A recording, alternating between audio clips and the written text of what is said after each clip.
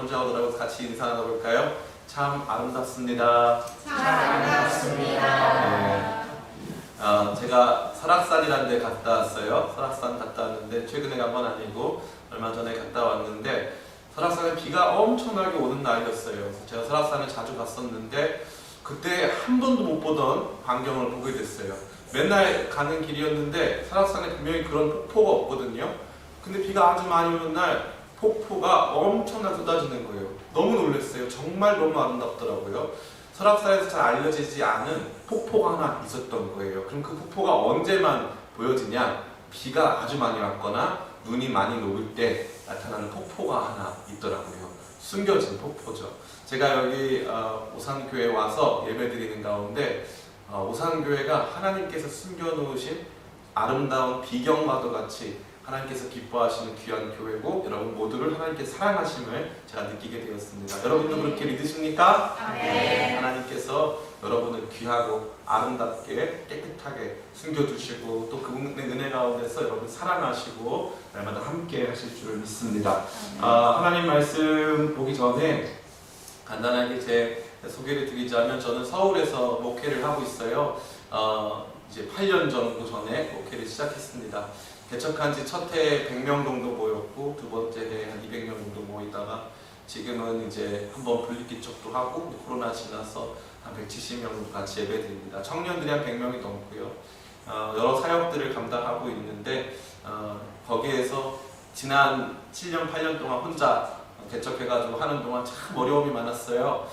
그런데 사실 제가 굉장히 바쁜 상황이어가지고 원래 못 오는데 우리 전요셉 목사님보다 제가 선배거든요. 그렇게 안 보여도 제가 선배인데 그래서 연락이 왔어요. 그래서 혹시 와줄 수 있냐 그러는데 제가 만약에 오산교회가 아주 큰 교회고 이렇게 뭐라고 할까요? 정말로 그러한 상황이었다면 제가 안 왔을 거예요. 근데 사랑하는 후배 목사님이 또 이렇게 아름답게 사역하는 거 보면서 내가 자그마한 힘이지만 보태고 싶다 이런 마음 가지고 여러분 찾아뵙게 됐습니다. 이요한 목사라고 하고요. 하나님께서 뭐 제가 대단한 게 아니고 오늘 이 말씀 제가 평상시에 자주 하는 말씀으로 준비하지 않았어요. 왜냐하면 너무 마음이 떨리더라고요. 제가 평상시 잘 떨거나 이렇게 하는 타입은 아닌데 오는데 너무 떨렸어요. 하나님께서 여러분에게 어떤 말씀 주실런지 잘 몰라가지고 근데 준비하는 가운데 이 말씀 주셔가지고 함께 나누기를 간절히 원합니다. 오늘 우리가 같이 하는 이 중요한 이 집회의 이름은 말씀 사경회입니다. 부흥회도 아니고 말씀 사경회. 사경회가 무슨 뜻일까요? 혹시 아시는 분 있으면 청소년들이나 어린이들 중에 아는 사람 있으면은 제가 선물 하나 드리고 싶은데 혹시 나 안다 하는 친구가 있을까요? 네. 알아요? 뭘까요, 사경회? 말씀을 조사해서 알아보는 오, 컨닝한 거 아닌가요? 그래도 가르쳐 준 것 같은데. 좀 이따 선물 하나 드릴게요. 네, 감사합니다. 사경회는 앞에 사자는 조사하다, 검사하다 할 때 사자고 뒤에 경자는 성경 할 때 경자예요. 그래서 이 사경회는 우리나라 이 복음이 처음 들어왔을 때 부한말 선교사님들이 들어왔을 때 우리나라에서 아주 많이 행해지던 그런 집회였습니다. 그래서 말씀을 철저히 한번 이게 어떤 뜻인가 한번 알아보자 해가지고 말씀을 깊이 연구하고 또 그 말씀을 토대로 우리 삶을 돌아보는 그러한 시간입니다. 그래서 여러분에게 이요한 목사 제 얘기는 백날 해도 소용없어요. 하나님 말씀 여러분이 들을 때 변화가 있는 줄 믿습니다. 태초에 하나님이 천지를 말씀으로 창조하셨어요. 빛이 있으라 하니까 빛이 있었거든요. 하나님의 능력의 말씀이 여러분 가운데 임할 때에 놀라운 변화가 있는 줄 믿습니다. 아멘. 따라해볼까요? 말씀이 좀 더 큰 목소리로 말씀이 임하면 변화가 됩니다. 그런 귀한 시간 되길 간절히 바랍니다. 우리가 같이 나누고자 하는 것은 이 빌립보서 말씀입니다. 이 빌립보서 말씀이 뭔지를 대부분 잘 모르잖아요. 그렇기 때문에 우리가 빌립보서 말씀을 그냥 읽는 것만으로는 여러분 잘 이해가 안 되실 수 있어서 제가 조금 이 말씀이 어떤 건지 아주 간단하게 잠깐 나눠보려고 합니다. 빌립보서는 어떤 말씀일까요? 어떤 서신일까? 보니까 여기 옥중서신이다 라고 되어 있죠. 잘 보이시는지 모르겠는데 옥중서신입니다. 그래서 이 말씀을 기록한 사도 바울이 감옥에 투옥되어 있을 때 빌립보라고 하는 도시에 있는 교회에게 이제 편지한 내용이다. 그래서 옥중서신이라고 되어 있어요. 에베소서, 골로새서, 빌립보서, 빌레몬서 이 네 개의 서신은 사도 바울이 옥중에서 기록했다라고 해서 옥중서신이라고 합니다. 두 번째 이 빌립보서는 영수증서신이다라고 말할 수 있어요. 이게 왜 영수증서신이냐면 여러분 성경 가지고 계시더라고요. 빌립보서 4장 14절 한번 찾아보실 수 있는지 찾아볼까요? 4장 14절에서부터 18절까지 말씀 찾으신 분들 같이 한번 읽어보겠습니다. 빌립보 4장 14절에서 18절까지 말씀 같이 읽습니다. 시작.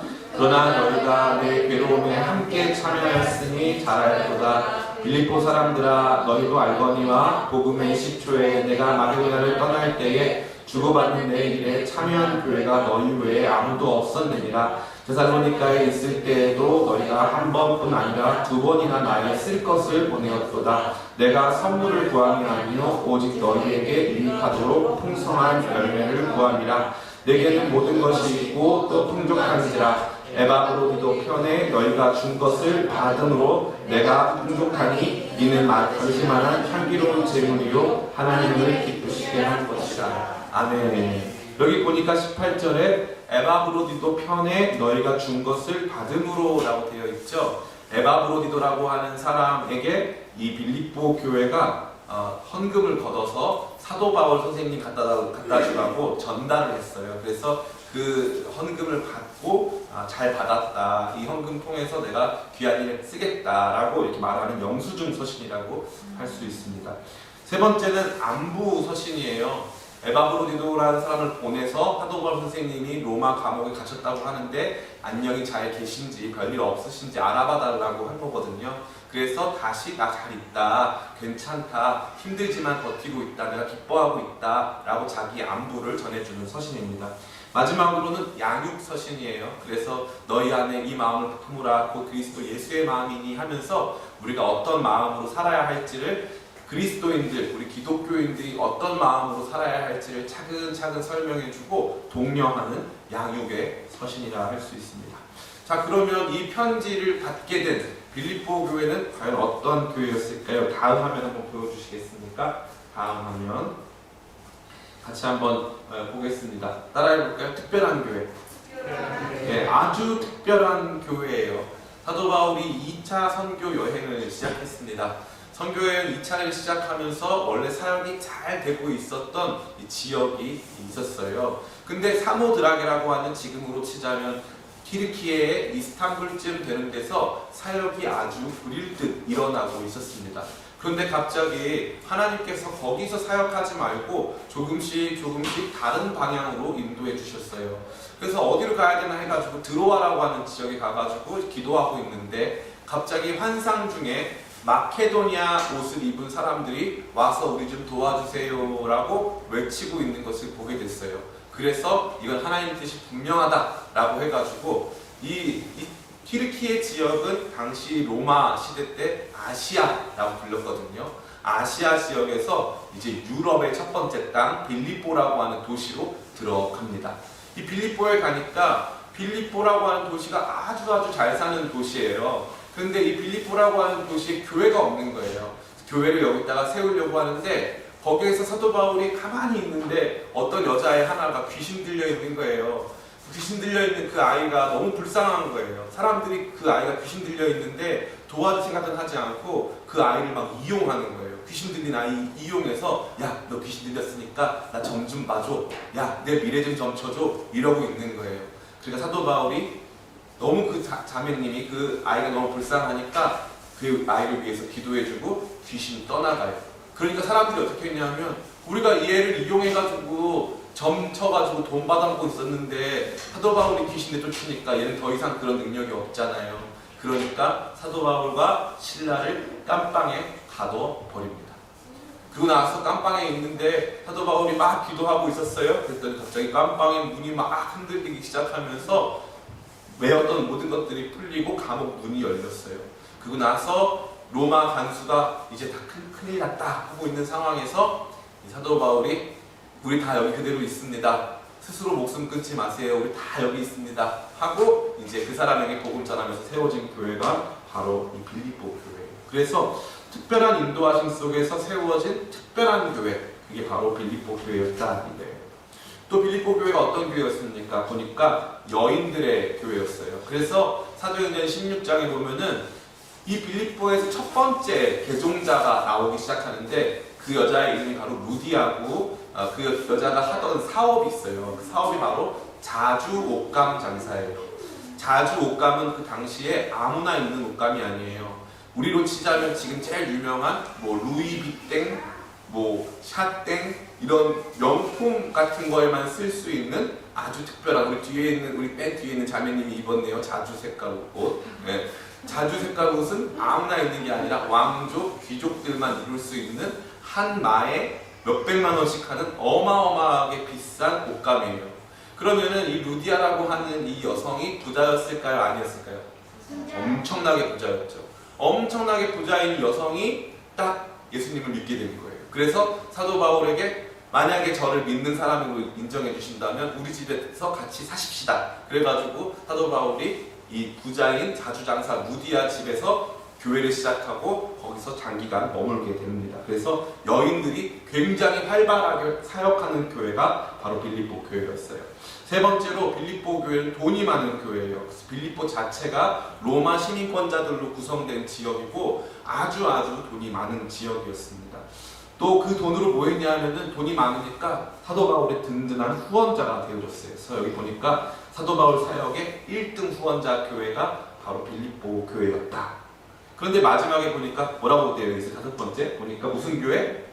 갈등하는 교회. 그래서 여기 보면은 이 빌립보서 안에는 갈등하고 있는 그런 상황이 많이 등장합니다. 그러니까 여인들이 중심이고 돈도 많고 돈으로 많이 도와주는데 사실은 내면에서는 서로 싸우고 시기 질투하고 갈등하고 있었던 그런 교회의 모습이 바로 빌립보 교회였어요. 이러한 빌립보서에는 중요한 특징이 있어요. 다음 화면은요. 같이 한번 보겠습니다. 중요한 특징이 있어요. 기쁨에 대한 언급이 아주 많이 등장해요. 기뻐하라. 내가 기뻐하고 또 기뻐하리라. 너의 기쁨을 위하여. 그래서 기쁨이라고 하는 표현이 신약 성경에서 복음서 빼고 제일 많이 등장하는 말씀이 바로 이 빌립보서예요. 사도 바울이 계속 기뻐하고 있는 거죠. 옥중서신이라 그랬어요. 사도 바울은 매여 있어요. 감옥에 갔다는 건 재판은 아직 끝나지 않았는데 재판 중이라는 뜻이고 이 재판 결과에 따라 사도 바울은 사형이 선고될 수도 있고 실제로 사형이 선고돼요. 그런 상황인데 사도 바울이 기뻐하라, 기뻐하라, 기뻐하라. 내가 다시 한번 권하노니 기뻐하라. 기뻐하라고 가장 많이 말을 해주는 이 말씀이 바로 이 빌립보서다라는 것을 볼 수 있어요. 두 번째, 예수님이 어떠하신 분인가? 그는 근본 하나님과 본체이시나 하나님과 동등됨으로 동등됨으로 여기지 아니하시고 스스로 자기를 비워 종의 형체를 가지사 죽기까지 복종하셨으니 곧 십자가에서 죽으십니다. 예수님이 누구신지 어떠한 분이신지 그분이 얼마나 존귀하신지 내가 그리스도를 아는 지식이 너무나도 고상하여 그 전에 있던 모든 것들을 배설물로 여긴다. 이런 모든 말씀이 빌립보서 안에 들어있는 거예요. 예수님을 높이고 예수님에 대해서 인정하고 예수님이 얼마나 위대하고 아름다우신 분인지를 계속 고백하는 말씀이 바로 이 빌립보서 말씀이라는 거예요. 그 다음에 세 번째, 구원의 과정 중에 있는 신자, 저와 여러분. 그래서 내가 아직 다 이루었다 함도 아니요. 내가 다 아직 얻었다 함도 아니라 나는 오직 위에 있는 상을 보고 쫓아가니라. 이런 말씀.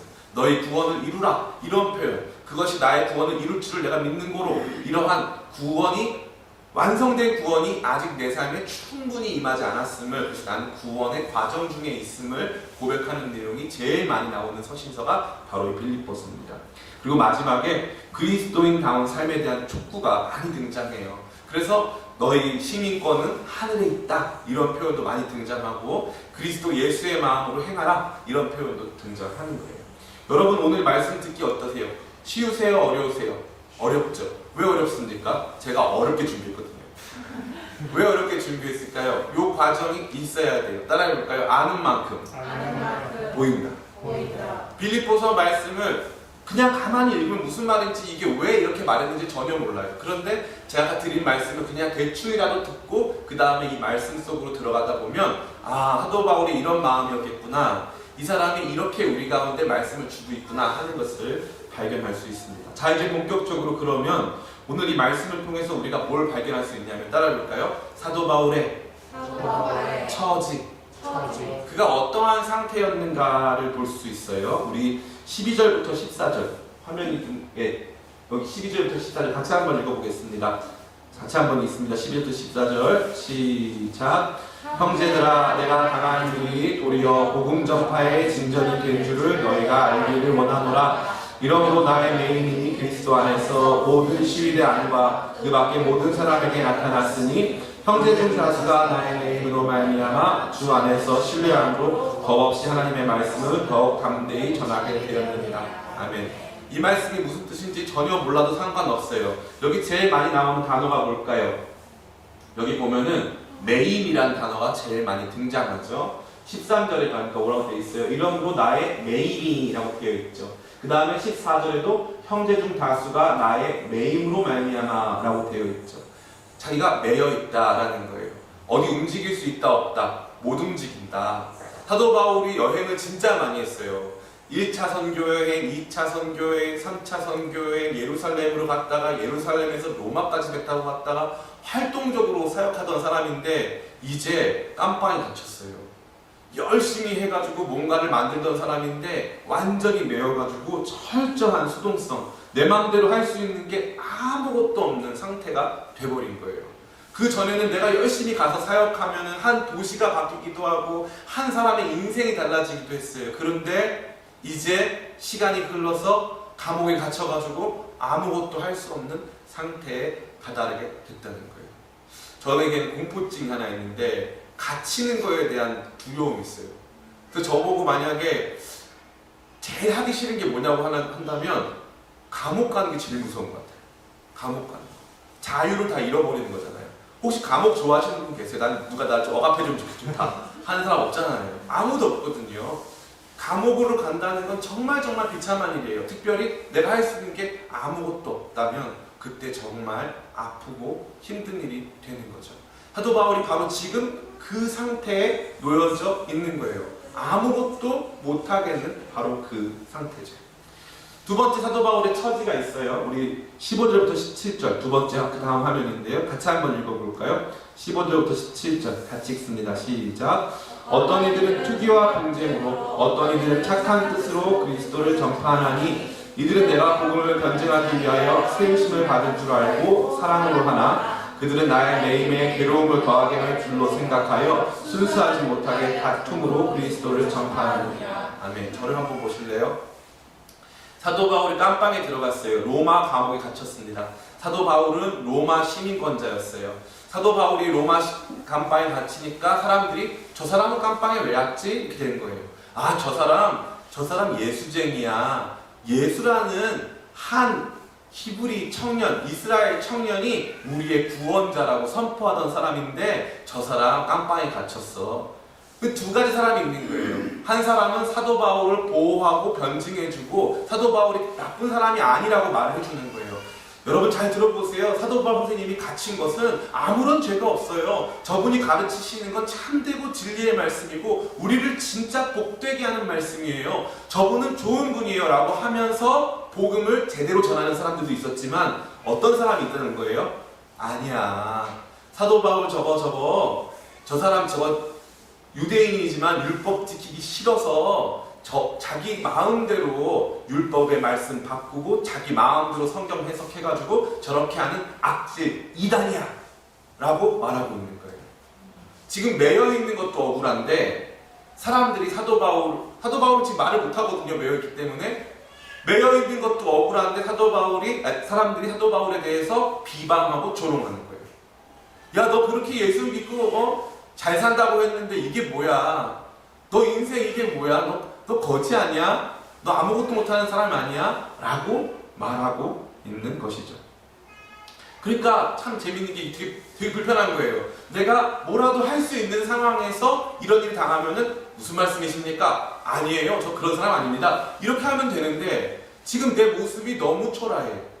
지금 내 모습이 너무 초라하고 사방으로 다 우겨싸움을 당했고 아무것도 할 수가 없는 철저한 무능력과 이 수동성에 갇혀있는 상황에서 사람들이 날 막 비방하는 거예요. 나에 대해서 평가하는 거예요.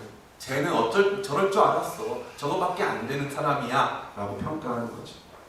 그리고 마지막 보니까 따라해볼까요? 생사의 문제. 네, 여기 보니까 이렇게 되어 있어요. 20절 말씀 같이 한번 읽어보겠습니다. 20절 말씀 같이 읽습니다. 시작. 나의 간절한 기대와 소망을 따라 아무 일이든지 부끄러워하지 아니하고 지금도 전과 같이 온전히 감대하여 살든지 죽든지 내 몸에서 그리스도가 존귀하게 되게 하려 하나니. 아멘.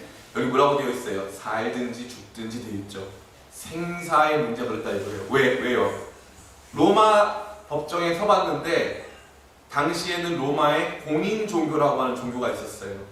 사도 바울이 원래 믿었던 유대교는 원래 공인 종교였어요. 근데 유대교 믿는 사람들이 사도 바울이 전하는 이 기독교 내용이 유대교가 아니고 이거 완전히 공인되지 않은 잘못된 종교고 이 종교는 하나님 나라를 선포해서 로마 제국을 뒤집어 엎으려고 하는 반국가적인 종교니까 사도 바울 죽여야 됩니다 라고 고소한 거예요. 그러니까 사도 바울은 지금 어떤 상태예요? 이 법정이 끝났을 때 내가 죽을 수도 있는 상태. 내가 죽을 수도 있는 상태. 다 끝나버린 거예요. 그러니까 1번이 뭐라 그랬어요? 매였어요. 2번이 뭐라 그랬어요? 사람들이 평가해요. 아무것도 못하는 상태에서 사람들의 비난과 조롱이 쏟아지는 거예요. 그런 상태에서 지금 내 앞에 놓여진 건 뭐예요? 죽느냐 사느냐는 어마어마한 문제가 눈앞에 놓여져 있는 거예요. 저는 어렸을 때부터 교회를 다녔어요.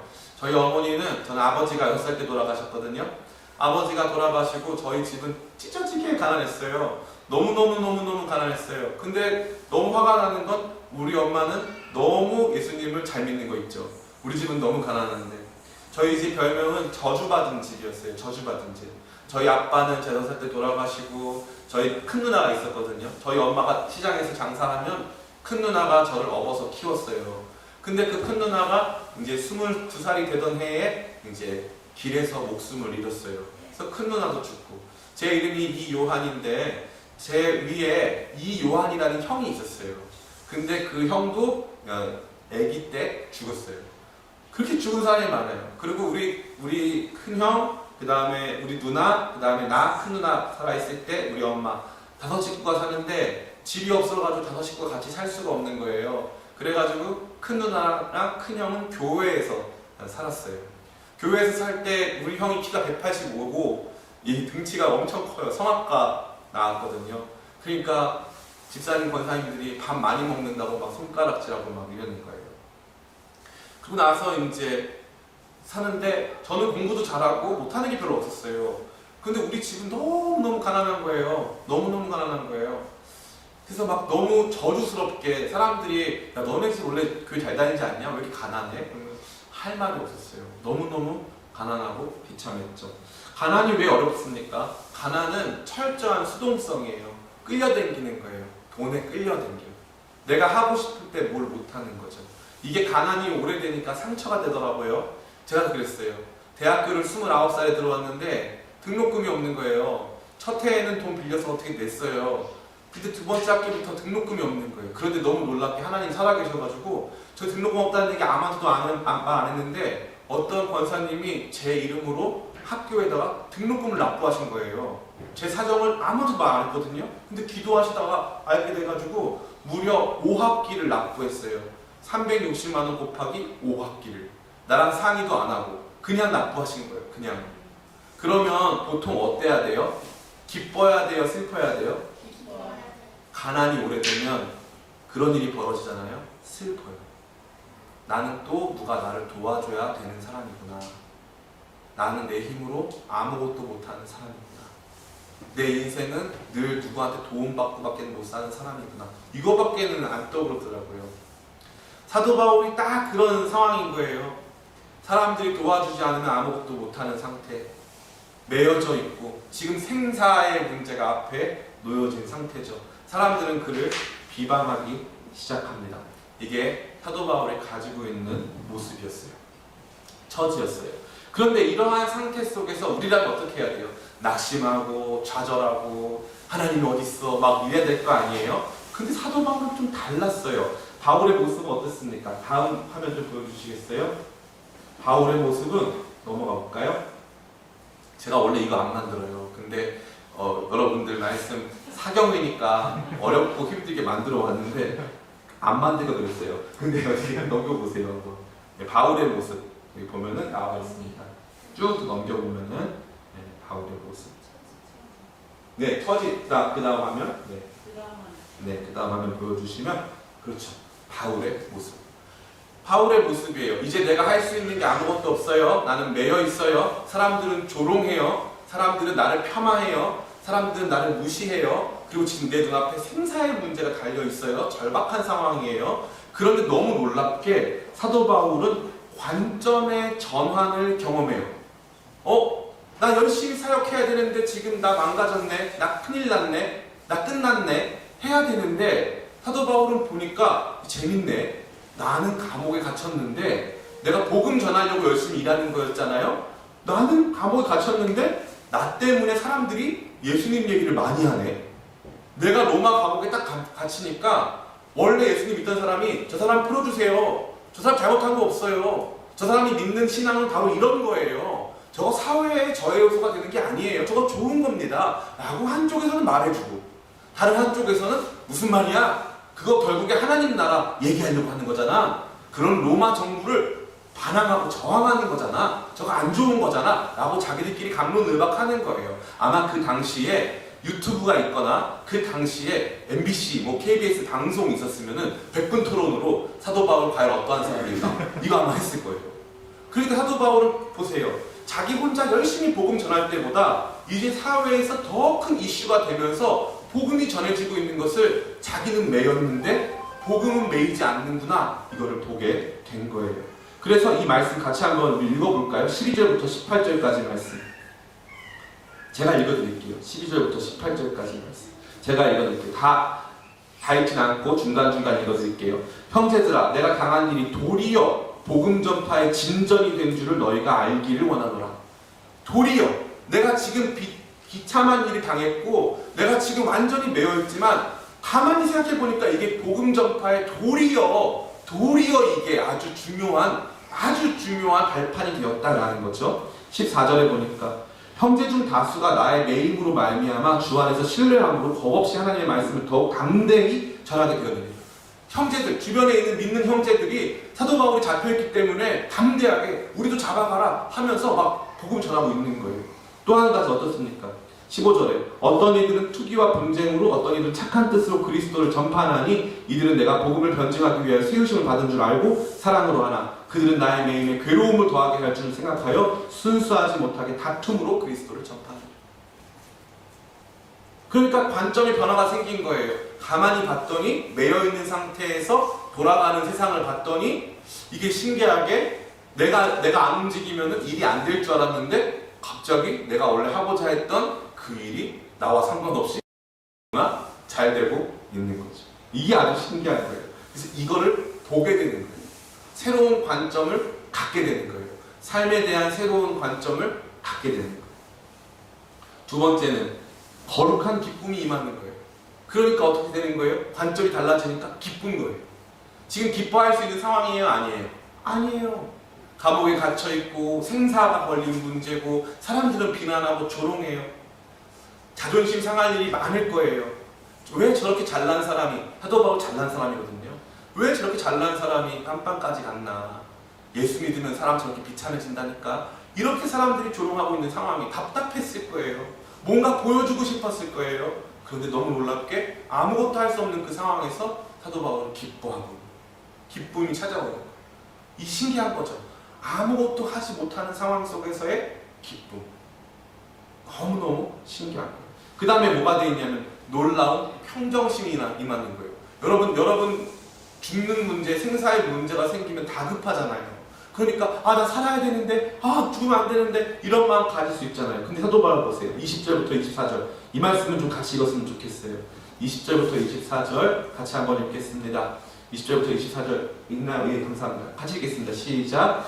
나의 간절한 기대와 소망을 따라 아무 일이든지 부끄러워하지 아니하고 지금도 전과 같이 온전히 담대하여 살든지 죽든지 내 몸에서 그리스도가 존귀하게 되게 하려 하나니 이는 내게 사는 것이 그리스도니 죽는 것도 유익함이라. 그러나 만일 육신으로 사는 이것이 내 일의 열매일진데 무엇을 택하야 하는지 나는 알지 못하노라. 내가 그 둘 사이에 끼어 있으니 차라리 세상을 떠나서 그리스도와 함께 있는 이것이 훨씬 더 좋으니라. 그렇게 하고 싶으나 내가 육신으로 있는 것이 너희를 위하여 더 유익하니라. 아멘. 저를 보세요. 사도 바울이 지금 어떤 상태냐면요, 내게 사는 것이 그리스도 예수님이니까 죽는 것도 유익하다. 죽는 것이 얻는 것이다. 죽음을 통해서 영원한 하늘나라 들어갈 수 있는 것이다. 자기 죽음에 대해서 이렇게 당당하고 이렇게 확신에 찬 사람이 있을까요? 없을까요? 없어요. 사람들은 다 죽고 싶지 않아 하는 거예요. 근데 사도 바울은 생사의 문제 속에서도 평정심을 탁 갖는 거예요. 사도 바울이 빌립보 4장에 보면 아무것도 염려하지 말고 모든 일에 기도와 간구로 너희 구할 것을 감사함으로 하나님께 아뢰라. 그리하면 모든 지각에 뛰어나신 그리스도 예수의 평강이 너와 너의 마음을 지키시리라. 너의 생각과 마음을 지키시리라. 아멘. 이 마음이 딱 임하는 거예요. 모든 지각에 뛰어나신 그리스도 하나님의 평강이 그리스도 예수 안에서 딱 내 안에 임하는 거예요. 마음의 평정심이 임하는 거죠. 이게 진짜 큰 힘입니다. 사랑하는 우리 오산교회 어린이, 청소년, 청년, 성도님들, 이 빌립보서 말씀을 제가 왜 준비했냐니까 우리 성도들에게 바로 오늘날 필요한 게 바로 이러한 모습이기 때문에 그래요. 첫 번째 뭔지 아세요? 관점을 바꿔야 돼요. 여러분이 행복한가? 잘 되고 있는가? 삶이란 무엇인가? 이 모든 것에 대해 하늘로부터 부어지는 하나님께서 모든 것을 새롭게 보게 하시는 거룩한 관점의 전환이 일어나야 할 줄을 믿습니다. 아멘. 두 번째, 마음의 기쁨이 넘쳐야 돼요. 마음의 기쁨이. 그런 어떠한 상황과 환경 속에서도 찾아올 수 있는 거룩한 기쁨이 우리 안에 넘쳐야 한다는 거예요. 세 번째, 주님의 평안이 임해야 하는 거예요. 그걸 제일 잘 보여주는 서신서가 빌립보서 말씀이에요. 제가 있는 교회는 서울 용산구 후암동이라고 남산 아래에 있는 동네, 용산구 후암동. 우리 후암동에서 남산을 이렇게 넘어서 반대쪽에 가면 나오는 동네가 있는데 그 동네 이름은 이태원이에요. 저는 초등학교를 용산 삼각지에서 나왔고 이태원은 저의 앞마당 같은 곳이었어요. 그런데 제가 지난 토요일의 밤에 말씀을 이렇게 준비하고 자려고 하는데 갑자기 속보가 막 나오더라고요. 속보가 나오면서 이태원에서 어마어마한 일이 벌어지는 거예요. 처음에는 사망자가 50명, 그 다음에는 심정지가 100몇십 명. 그러니까 제 마음이 너무너무 무서워서 계속 눈물이 흘렀어요. 그 할로윈 축제 때 사실 그게 나라에서 연 축제도 아니고 지자체에서 연 축제도 아니고 어떤 단체에서 연 축제도 아니에요. 근데 청년들이 거기 그 축제에 참가하겠다고 무려 10만 명이 거기에 모였어요. 누가 오라 한 적도 없어요. 그리고 그날은 할로윈 데이도 아니었어요. 할로윈 데이는 월요일이었어요. 그런데 자발적으로 막 갔어요. 그럼 청년들이 기쁘고 신나서 갔을까요? 아니면은 사실 그 마음에 공허해서 갔을까요? 사실 공허해서 갔어요. 공허해서. 오늘날 우리 시대는 저희 교회 청년들이 100명도 넘게 있잖아요. 오늘날 우리 시대는요, 우리 청년들이요, 공허해요. 외롭고 슬프고. 우리 청년들이 할 수 있는 일이 다 없어요. 경제적으로도 옛날 같지가 않고요. 사회적으로도 모든 게 막혀만 있는 것 같아요. 청년들이 너무너무 마음이 공허하니까 그런 축제라도 참가해가지고 거기 그 꽉 막혀있는데 사람들로 인파로 인산인해를 이뤄가지고 할 수 있는 거라고 그냥 사람들 구경하면서 지나다니는 거예요. 걔네 왜 어떻게 하고 나왔는지 아세요? 걔네 그냥 신기한 옷 입고 좀 노출 과한 옷 입고 나와서 막 걸어다니는 거예요. 신나게. 그거 재밌을까요? 아니요. 재미있고 싶어서요. 뭔가 새로운 걸 경험하고 싶어서. 그런데 거기에 그런 거는 존재하지 않았어요. 저는 이번에 이 이태원 참사 때문에 너무너무 마음이 아파요. 너무너무너무 마음이 아파요. 왜 우리가 그 아이들을 먼저 더 참된 은혜 가운데 진짜 인생의 길 가운데 초청하지 못했을까? 그냥 저 공허한데 저 많은 청년들이 가도록 왜 내비뒀을까? 그래서 제가 그날부로 결단을 했어요. 앞으로 내가 더 열심히 하나님 말씀 전하고 우리 청년들 세워나가리라 마음으로 결단을 했어요. 이제 달라질 거예요. 저를 비롯해서 제 주변에 있는 목사님들 같이 해가지고 청년들을 위해서 더 열심히 하려고 마음에 결단을 했어요. 그래서 제가 오늘 이 말씀으로 여러분과 함께하고 싶었던 거예요. 관점의 위대한 변화가 필요한 거예요. 그 전에 나는 다 매여있고 내가 할 수 있는 건 아무것도 없고 다 망했고 다 끝났고 이제 아무것도 소망이 없다. 그러한 마음이 임할 수 있다는 거죠. 그런데 갑자기 내가 매여있는 상황이지만 그럼에도 불구하고 하나님이 일하시고 나는 매였지만 복음은 진전되고 있고 복음은 전파되고 있다. 이것을 발견하게 되면 놀랍고 위대한 변화가 일어나는 거예요. 마음속에는 기쁨이 충만한 거죠. 또 한 가지 마음속에 평정심이 가득해지는 거예요. 제가 이제 청소년 사역을 오랫동안 했어요. 2017년 8월이었는데 다음날 쉐이커스 캠프, 거기도 온 친구들 있는 것 같은데 쉐이커스 캠프를 저 충남 공주에서 이제 하게 됐어요. 충남 공주에서 쉐이커스 캠프를 이제 해야 되는데 저희 아내가 저를 붙잡더니 얘기를 하는 거예요. 여보, 오늘 밤에 캠프 안 가면 안 돼? 저한테 그러더라고요. 그래가지고 왜? 그랬더니 내가 몸이 너무 아파 이러더라고요, 저희 아내가. 그래서 아 그래? 그러면 내가 안 갈게 하고, 원래는 제가 대표기 때문에 전날 들어가서 이제 다 기도회도 하고 해야 되는데 이제 안 가기로 하고 저희 집사람 옆에 있었어요. 저희 집사람이 저한테 여보 미안한데 119 좀 불러주면 안 돼? 이러더라고요. 그래서 왜 갑자기 119를 불러달라고 하는지는 모르겠더라고요. 그래서 왜? 너무 많이 아프면 내가 병원 데려가 줄게. 그랬더니 아니 당신이 못할 것 같아. 119 좀 불러줘. 그러더라고요. 그래서 제가 다시 설득을 했어요. 차가 요 앞에 바로 앞에 있으니까 빨리 내려가가지고 그냥 차 타고 빨리 병원 가자. 제가 이렇게 얘기를 했어요. 저희 집사람이 힘을 내서 이제 내려오는데 저희 교회 개척할 때 100년 된 목조주택에 살아요. 저희가 소암동에. 지금은 이사 갔는데 100년 된 목조주택에 살았었어요. 그래서 이제 일본식 주택이기 때문에 그 주택에 굉장히 좁은 계단을 내려와야 되는데 저희 아내가 멈칫멈칫해요. 근데 바닥에 보니까 피가 진짜 폭포수처럼 쏟아지고 있더라고요. 저희 아내가 그래서 계단으로 이렇게 내려와가지고 신발장을 딱 앉더니 여보 미안해 하고 눈을 딱 감고 뒤로 탁 쓰러지더라고요. 눈동자가 돌아가 있고 심장이 뛰지 않는 거예요. 그래가지고 저희 아내를 막 흔든 다음에 간신히 저희 아내를 이제 이 차에 태워가지고 저희 집에서 5분 거리에, 지금은 그 병원이 없어졌는데 충무로 제1병원이라고 대한민국에서 여성병원으로 제일 유명한 병원이 있어요. 그 병원 응급실에 응급 환자가 저희 집사람 혼자 한 명이었어요. 저희 아내를 태우고 거기를 들어갔어요. 응급실에 딱 들어갔는데 이제 거기 선생님이 딱 나오시더니 갑자기 보호자 나가 있으래요. 나가 있는데 응급실이 이제 커튼으로 되어 있는데 거기에 있는 그 밤에 당직 쓰는 모든 사람들이, 환자는 우리 안에 한 사람이고 거기 당직 쓰는 모든 사람들이 나와서 다 뛰어댕기는 거예요. 너무나 불안한 거죠. 그래서 그 밤에 이만큼을 수혈을 받고 이제 검사를 시작했어요. 그러고 나서 이제 며칠 있다가 발견하게 된 게 자궁암이 나온 거예요. 자궁암이 나와가지고 이제 2017년도에 자궁암이 나왔어요. 그래서 이제 기도했어요. 기도하고 약도 먹었어요. 몇백만 원짜리 약도 먹어보고 병원도 다니면서 치료도 받아봤어요. 근데 올해 2022년 올해 저희 아내가 저한테 그러더라고요.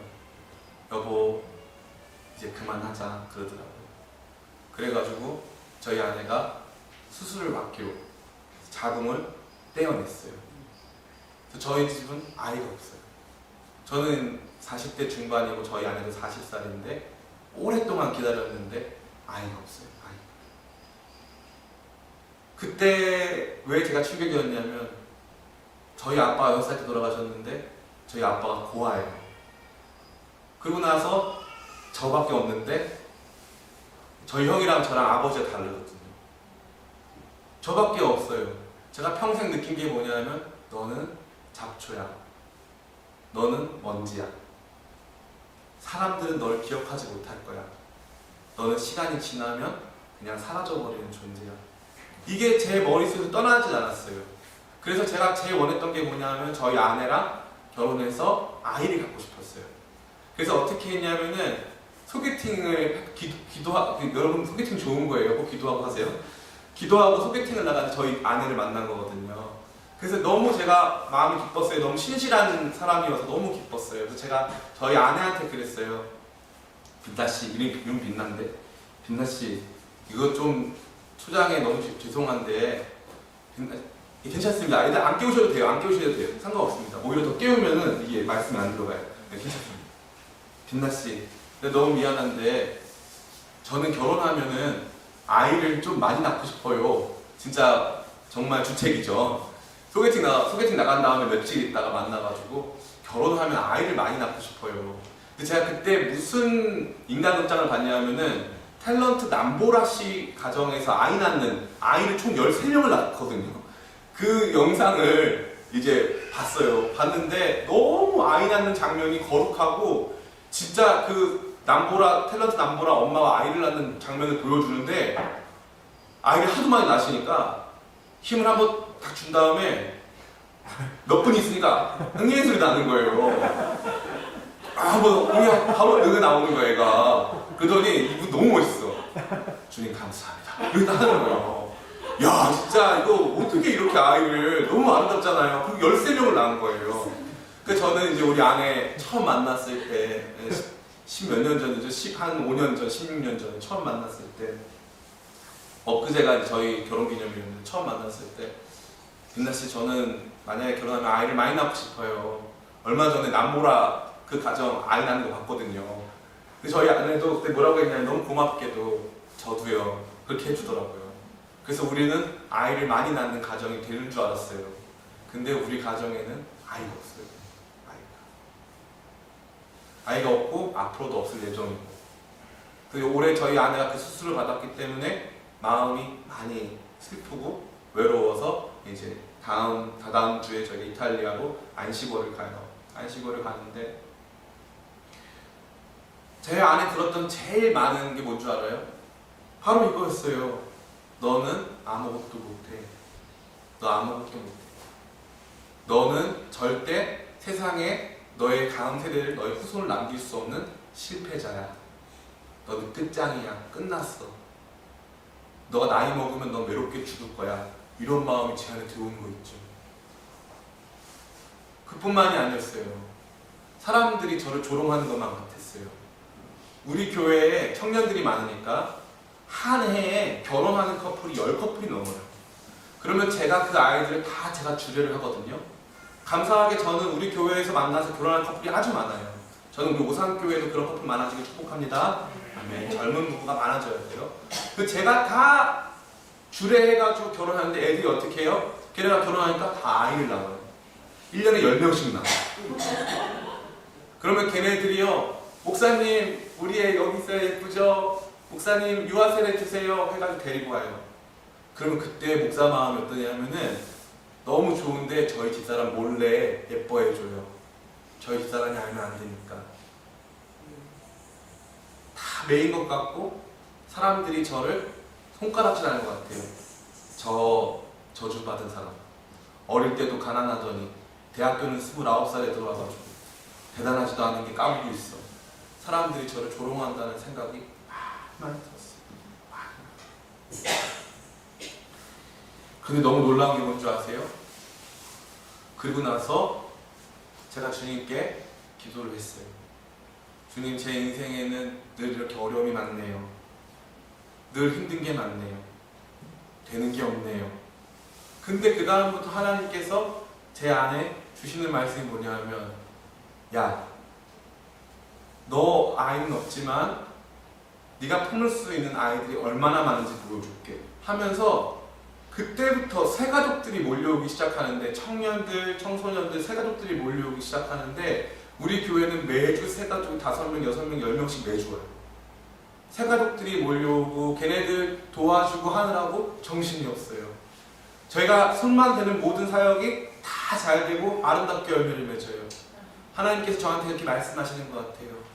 너 아이가 아니라 내가 이제 나의 아이들을 너한테 맡길 테니까 너가 열방의 아버지가 되어주렴. 네가 이 세상에 남기는 후손으로 너 이름을 증명하지 말고 내가 너한테 보내주는 영혼들 품어서 그 사람들 하나님 자녀로 길러서 하나님의 자녀를 길러내는 열방의 아버지로 살아달라고.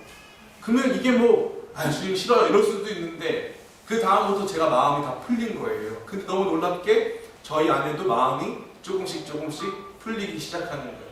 그래가지고 우리 가정에서 너무너무 놀라운 변화가 일어났는데 제가 원래 있었던 열등감 같은 게 싹 사라지고 제가 원래 가지고 있었던 우울감이 사라지고 기쁨이 넘치고 감격이 넘치고 은혜가 넘치기 시작하는 거죠. 이거는 사람이 할 수 있는 게 아니에요. 그래서 뭐라고 그랬어요? 모든 것을 이기는 기쁨. 그 어떤 상황과 환경도 다 이길 수 있는 거룩한 기쁨이 임하게 된다는 거예요. 사랑하는 우리 오산교회 어린이, 청소년, 청년, 우리 성도님들, 제가 오늘 이 말씀 준비하면서 마지막 화면 한번 보여주시겠어요? 마지막 화면. 이게 이 말씀의 결론이에요. 어떻게 이게 가능한가?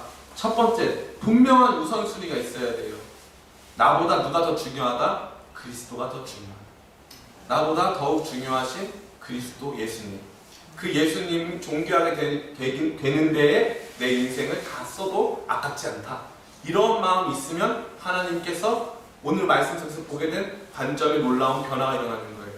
나는 매여 있어요. 그런데 복음은 매이지 않았어요. 여러분 잘 보세요. 역사상 교회는 단 한 번도 작아진 적이 없어요. 왜 목사님, 제가 아는 교회 다 조그매졌는데요. 한국에서 교회가 작아지잖아요. 중국에서 1억 명, 2억 명 넘어서기 시작해요. 놀라운 얘기 해드릴게요. 시진핑 정부가 초반에는 교회 탄압을 하지 않았어요. 그런데 시진핑 정부가 진행되면서 교회가 1억 명, 2억 명까지 팍 자라나가는 거예요. 그래가지고 시진핑 정부에서 교회를 폭파하기 시작했죠. 근데 복음을 막을 수는 없어요. 지금 전 세계에서 가장 빠르게 복음화되고 있는 지역이 어딘 줄 아세요? 시리아, 아프가니스탄, 이란, 이라크 이런 데서 그리스도인들이 어마어마하게 많이 늘어나고 있어요. 전 세계에서 그리스도인 인구가 제일 많은 곳은 인도네시아예요. 이슬람교가 제일 많은 곳은 인도네시아예요. 인도네시아에 있는 교회가 세계에서 5번째로 큰 교회가 하나 있어요. 신기하죠? 우리는 교회가 작아진다고 생각했는데 역사상 단 한 번도 교회는 작아진 적이 없어요. 우리는 핍박받고 우리는 삶 속에서 힘들고 어려운 시간이 지난다고 생각해도 복음은 매인 적이 없다는 거예요. 그게 왜 그러냐 하면은 예수님을 내 인생에서 가장 중요한 분으로 모시기 시작할 때 주님께서는 내 삶의 의미와 가치를 새롭게 볼 수 있는 복된 관점의 변화를 허락하시기 때문이에요. 삶의 분명한 우선순위를 회복하는 저와 여러분들이 간절히 바랍니다. 아멘. 두 번째는 분명한 사명이에요. 내가 왜 여기서 복음을 전해야 하는가? 그것은 다른 것이 아니라 바로 교회가 있기 때문이다 이거예요. 25절 말씀 잘 읽어드릴게요. 25절 말씀.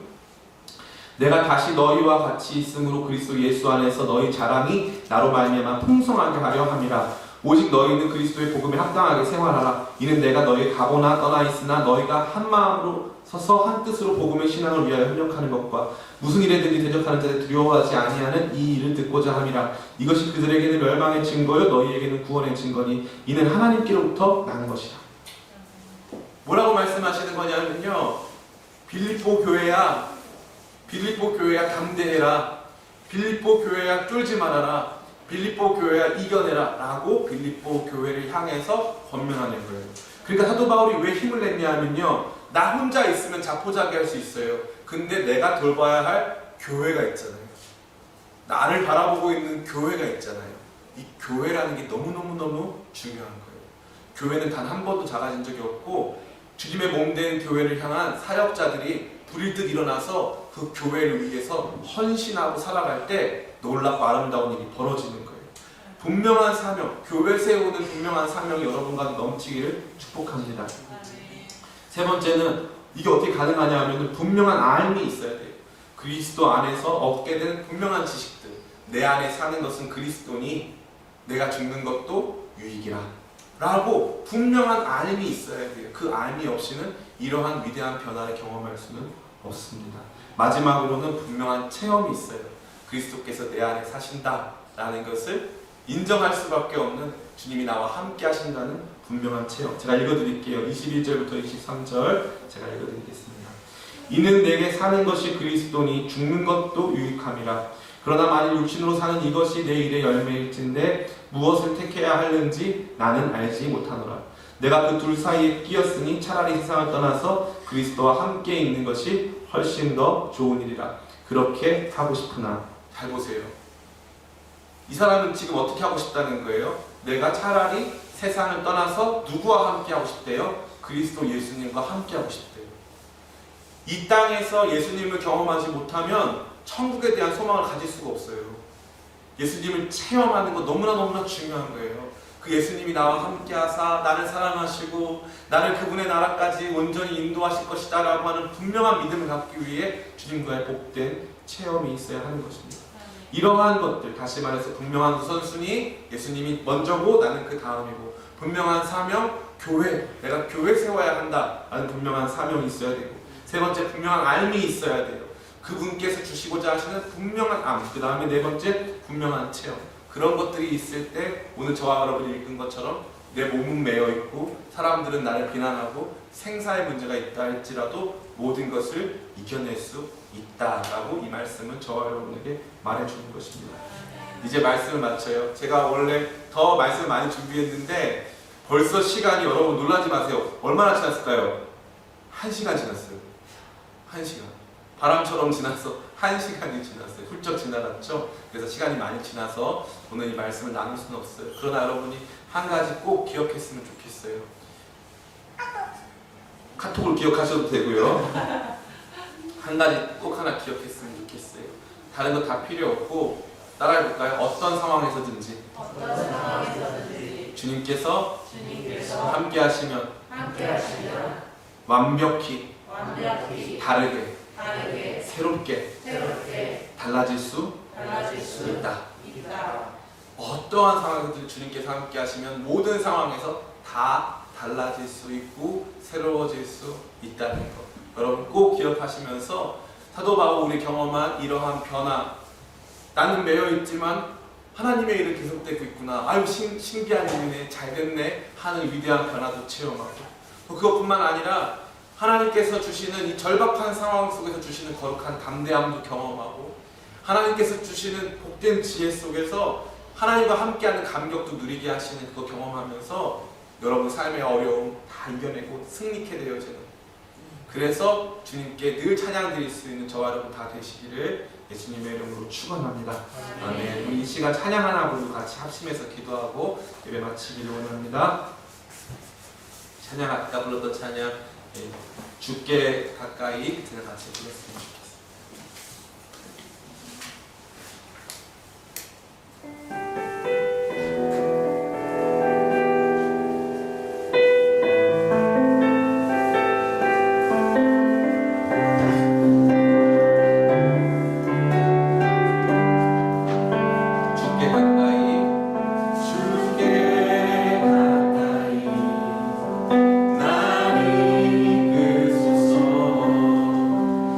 저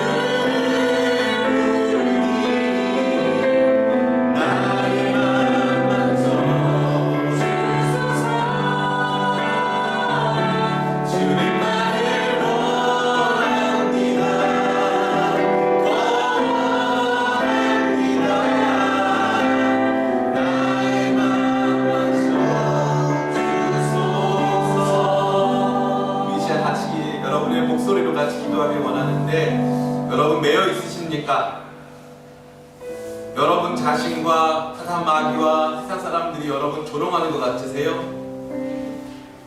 지금 눈앞에 생사의 문제가 놓여져 있습니까? 불안하고 평안이 없으십니까?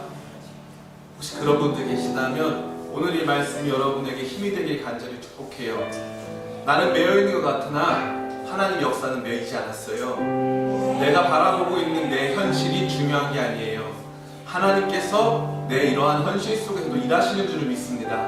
하나님의 일을 보는 게 중요해요. 하나님께서 내가 나의 약함과 연약함이 있음에도 불구하고 나같이 천하고 부족한 사람들을 통해서도 일하시는구나 발견하는 게 중요해요. 하나님께서는 약하고 연약한 사람들을 통해서 강하고 부한 사람들을 부끄럽게 하시는 분이시거든요. 하나님의 역사는 절대 멈추지 않아요. 믿으십니까? 하나님의 역사, 여러분의 삶을 향한 하나님의 역사는 결코 멈추지 않습니다. 여러분 이 생과 사의 문제도 마찬가지예요. 이 담대함이 여러분 가운데 있기를 축복합니다. 사도 바울은 말하는 거예요. 내가 살든지 죽든지 내 안에서 그리스도를 존귀하게 하기를 원하노라. 내 인생 어차피 주님께 속한 것이기 때문에 내가 죽고 사는 문제, 가장 급박한 문제라 할지라도 하나님께서 책임지신다라고 하는 분명한 믿음이 있어야 할 줄을 믿습니다.